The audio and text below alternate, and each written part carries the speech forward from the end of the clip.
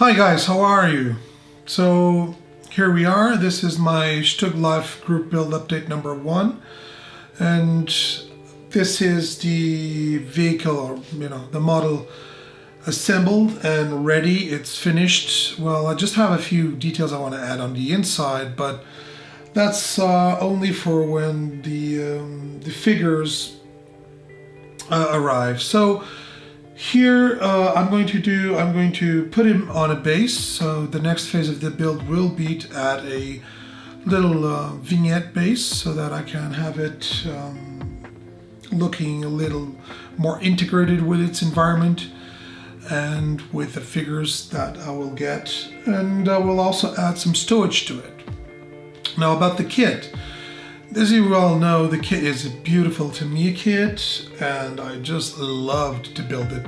It was a really amazing build, really fast, simply one of the best builds that I've had in the last times, and it just all were very fluid and simple and worked perfectly. And I think, for the level of detail it boasts, it's also a very nice model. Also, if you want to know my opinion, if you're a super detailing kind of guy, and you want to really take this the StuG to the next level, then I think this is also the kit for you, because the way it's engineered, it'll allow you to really slice it and just uber detail it as much as you want to. It's a really nice kit.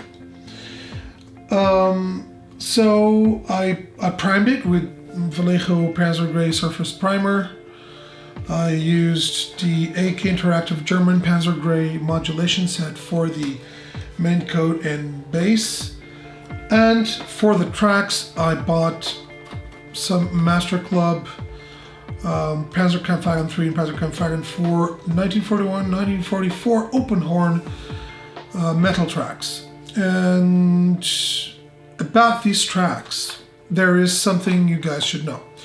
These are some of the most detailed tracks I've ever seen, if not the most detailed tracks in the market, and they are beautiful, but they are also very time consuming.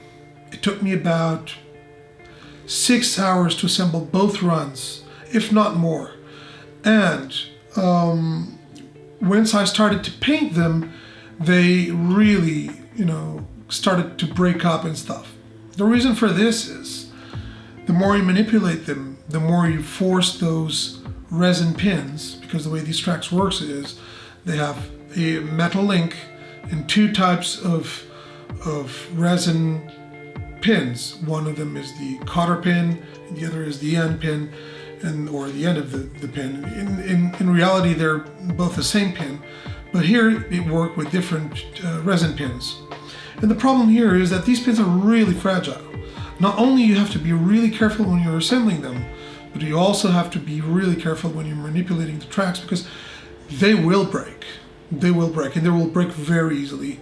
So because I really wanted to add layers and layers of mud and pigments and stuff on them so they could look more realistic, they started to really fall apart. And when that happened, I just, I tried to save the day the best way I could. And I think I've managed to make it look like nothing happened, but they really were very hard for them to put in the vehicle. So I just wish there was a better way and a better system to have such detailed tracks, but more resilient. So that's the only downside, or the only 2 downsides to these tracks, which is the time-consuming process of assembling them, and then the fragility that they have after they're built. So that's it, guys. I'm now going to start build the base for it, and as soon as I have more progression on this StuG Life Group Build, I will make another update. So see you guys on my next video. Keep on building your wonderful StuGs,